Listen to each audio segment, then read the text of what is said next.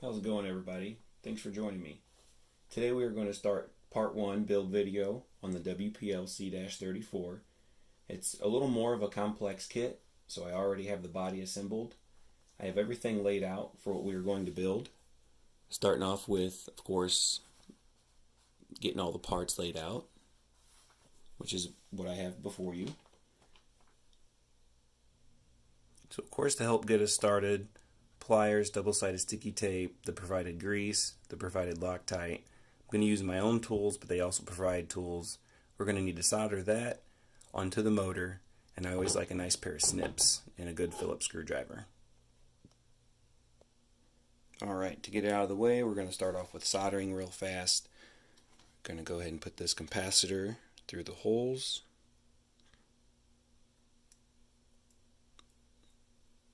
And have one side coming out.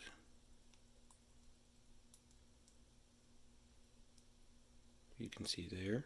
I'm going to solder that to the side of the motor, to the lead, and then solder that to that lead. And it is a 104 capacitor, just your standard capacitor. Alright, so as you can see, I bent that down, and then I locked that down to that side of the motor. So that way, when you do solder your leads on, when you melt the solder, these won't pop out. So let's get these in place. Take some flux.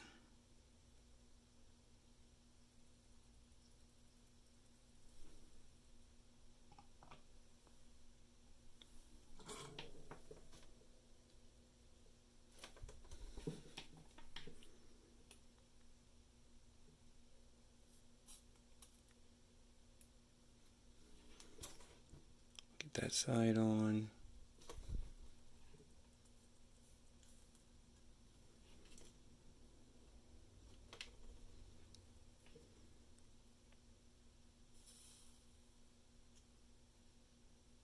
There we go. Now time for the leads. Alright, so look and make sure. Usually there is solder,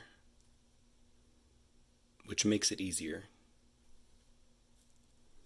Let's see if I can do this one-handed.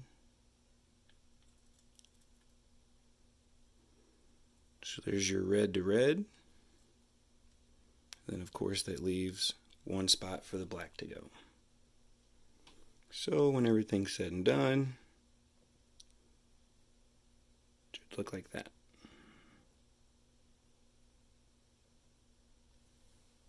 And I wanted to mention that I didn't think the lights had a resistor. Well, they tricked me. It's hidden right in there under shrink wrap. So the lights are good to just install directly to a 5-volt receiver, which is good to know. Okay, now that we have the soldering out of the way, we're going to go on ahead and start the shocks, which is really simple, and then onto the transfer case, because the gearbox is the easiest part. So the shocks are pretty straightforward. You have the shock body, and then of course the piston, which has a Phillips head on it. So then you put the piston down in the shock and lock your screwdriver on it. Then it's easier to screw your rod in on the end. Alright, and then you'll end up with this rod in, piston, shock body. Go ahead and take a spring. Push the spring down. And then lock the cap on. And then repeat 3 more times. Alright. All 4 are assembled. Pretty sure I heard WPL might release or be in the process of making their own oil-filled shocks, so that will be interesting. Okay, for this next part, you will need 2 number 3 screws to mount the transfer case to the motor, and then I'm pretty sure they're using just number 1 screws to mount the transfer case together. You will need 2 grub screws, Loctite, and of course the good old-fashioned 1.5. Alright, to start off, your motor goes through, line your holes up, and of course don't forget to put a small dab of Loctite before you put it in. Just a dab will do ya. Alright, now that that's buttoned up pretty tight, go ahead and take your gear, transfer case gear, that looks like this, has a pretty big hole, and that is what is going to slide under your motor. And make sure you use Loctite on the grub screw. Okay, so once you have Loctite on your grub screw and you slightly put it in, then slide it down and turn it to where it's faced like this. Then you can get your tool in to tighten it. And be careful because this is soft metal, so I can't stress enough. If it feels tight, only make sure it's finger tight. And then, of course, make sure it's locked on the motor.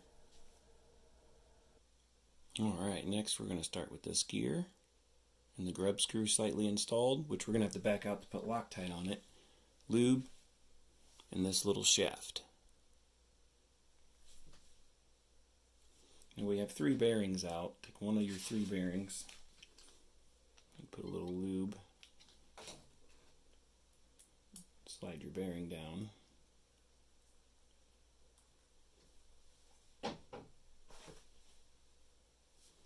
So this notch right here is the part that sticks out that your drive shaft's going to bite onto. So the gear is going to go on just like that.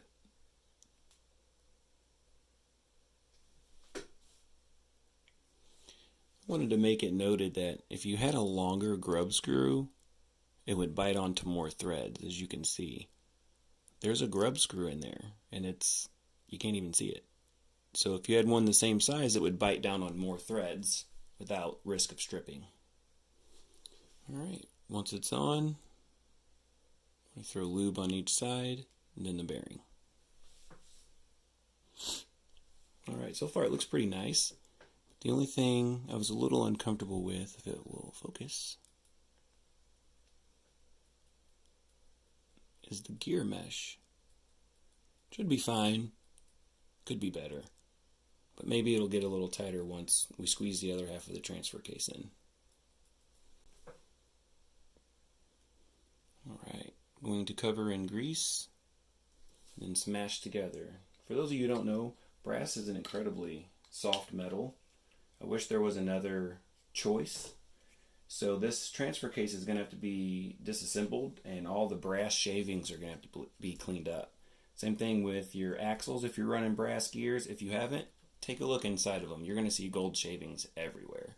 So always keep looking at your gears and making sure they're shimmed properly. Alright.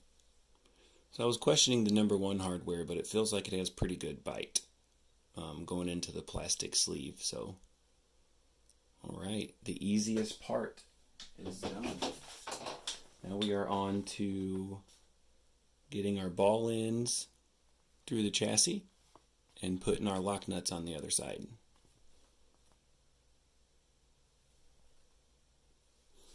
Alright, so then it should look like that.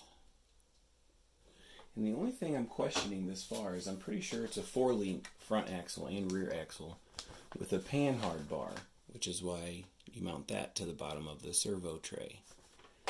But why are they saying they don't show another ball end going through? So, not too sure about that. But like I said, it is a 4-link, so.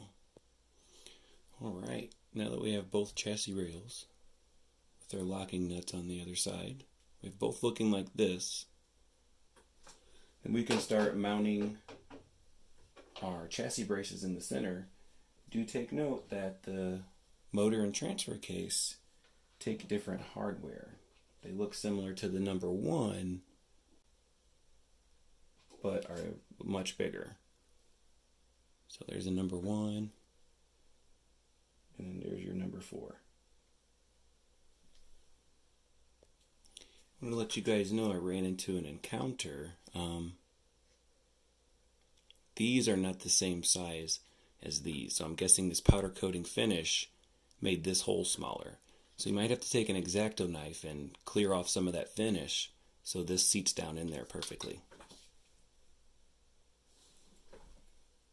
So yeah, if you shim them, they fit perfectly. So that's what we have so far. 2 number 1 screws in the back brace, and then 2 number 1 screws in the chassis plate. And the servo kind of just slides down and it's pretty locked in. So I just have double-sided sticky tape. So we'll see. It's always been holding up just fine. So I'm sure it'll do just okay with double-sided sticky tape as opposed to hot gluing, or if you can make a mount, I'm sure that'll only help. This is where those 2 bigger number 4 screws go in. That's what we have so far. So this is, of course, the back of the truck. This is the front. And then we just mirror image it. There we go. Got the servo with double-sided sticky tape, the panhard ball, and then this mounts to the very first screw. I didn't see that until last. And this is, of course, what your bumper mounts to, which I'll do in a second. But not bad. Much more of a sturdy, complex kit, for sure. So as you see, the bumper slides. Let me see if I give you a better look. Bumper slides on just like that.